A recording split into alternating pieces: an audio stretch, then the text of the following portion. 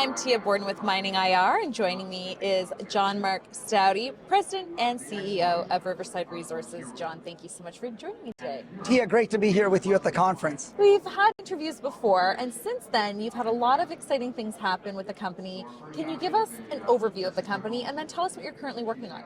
Yeah, Riverside, as we've talked before, is a prospect generator, and through that model for the last 15 years, we've been able to do projects with major mining companies. Right now, we operate with BHP, one of the world's largest mining companies, doing exploration in copper in Mexico. We've also, over the last 15 years, generated royalties. We have over 14 royalty projects, including several that are doing very well.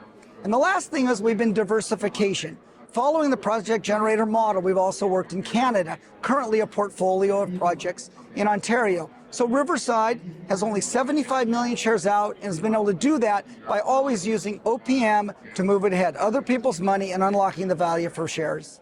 And your flagship project, you have one or multiple? We actually have flagship business, really. Okay. So one of them is our alliance with BHP. We have 5 projects in porphyry copper going for them.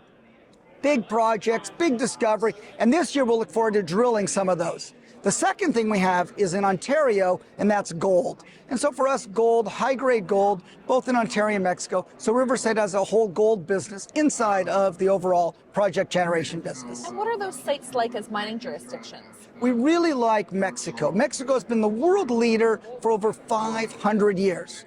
And you know, there's all kinds of things going on, but Mexico continues to be a giant producer. In fact, we recently did a deal with Mexico's largest silver producer, in fact, the world's largest silver operator, Fresnillo, where Riverside sold the Tajitos project to them for cash, raising our cash to now over $8 million in the bank, so we're in a great cash position, and keeping a 2% royalty. So we like Mexico. We also like Canada.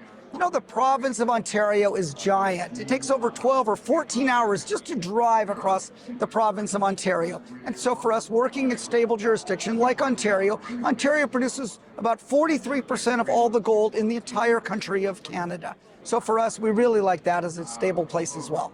Jean-Marc, what are some of the catalysts that investors should be aware of? Right now, one would be getting another major alliance. If we can do that again, that would be our 8th major alliance. And each of these alliances, first off, means we don't have to go back to shareholders and we have that partner. Secondly, we see that means what Riverside is generating is so valuable that major companies are fully funding it. We've been able to do 68 projects and been able to dividend to shareholders through share spinouts. So that's a second catalyst, is for the value of our portfolio. So we have a portfolio of gold projects and a portfolio on the copper side. So the catalyst would be drill results on the copper and gold. And the last thing is royalties. Riverside now has these different royalty portfolios, including the projects in Mexico. And so for us, the catalysts around the royalty and cash flows. So we have 3 different types of catalysts coming this year. And an important question is, what separates Riverside from other junior mining companies? I think first off is we said we were going to be a good team, and we now existed for 15 years. If you look at most of the companies, if you go to Warren Buffett and you say, go to proven track record, well, we've been doing it. Secondly, we have been dividending to our shareholders shares of our spin-out companies. That's quite unique. We have a large treasury, but we're not actually having to deplete it because we have major companies fully funding the work we're doing. And we've been able to do that. I think the last thing is that we don't just work in one jurisdiction. We work in multiple jurisdictions, but having partners spending the money, and we operate. So we do the technical work, and we make sure we keep the relationships at the local level. For us, ESG has always been a key aspect. Everyone needs to do that, and I think the whole industry does. For us, we make sure we're operating into these projects. So as a project generator, has to build up solid teams that can work with local people in each place. Those are some of the unique parts of Riverside.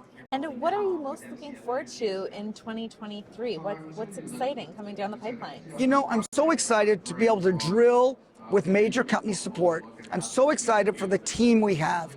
We've been together for a lot of years, and now we have positioned ourselves the ability to unlock that value through the potential spinouts and through the chance to actually be able to hit on the ground with our partners drilling. So it's a great place to be. You know, we have $8 million cash. So we're in a super financial position. No need to finance. We've been able to get $1 million of income. We've been able to get good income coming into the company. So very excited for 2023 for those exploration results with the partners funding them. So we have the upside with limited downside. Very exciting. Lots to look forward to in the coming year. John Mark, thank you so much for joining me today. Tia, great to be on the show again with you. Thank you.